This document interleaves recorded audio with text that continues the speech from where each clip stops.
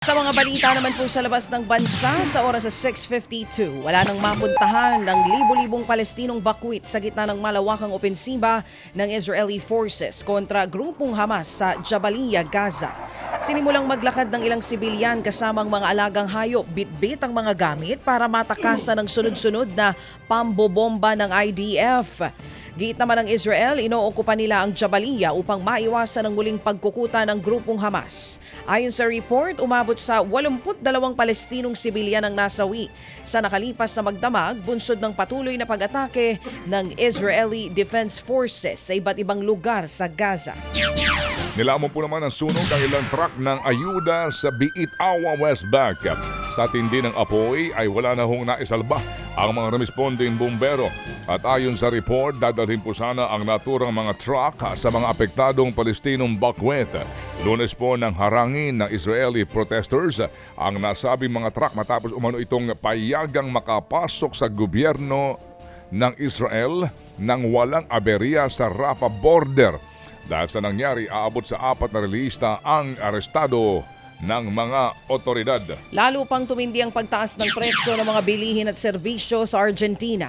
Ayon sa taunang report, posibleng maabot na ng bansa ang 300% na pagtaas ng inflation.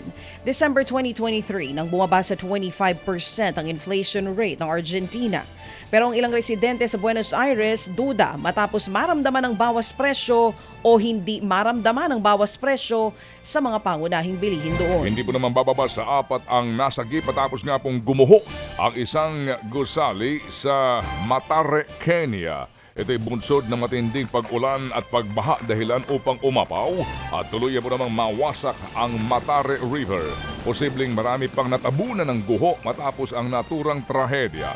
Kabilang din sa sinisisi ang patuloy na pagdami ng informal settlers at mahinang pagpapatupad ng batas na nasabing lungsod.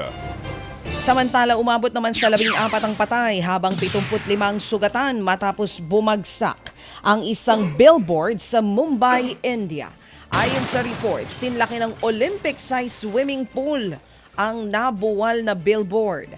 Dahil nga dyan, maraming kabahayan at mga sasakyan ang napitpit ng bumagsak ang istruktura. Naku po, nakaranas ng matinding pagulan ng lugar simula pa noong Lunes. Patuloy namang nagpapagaling ang mga sugatang biktima. Ted Filon at DJ Chacha ngayon nasa Radyo 5 92.3 News FM Monday to Friday 6 to 10 a.m.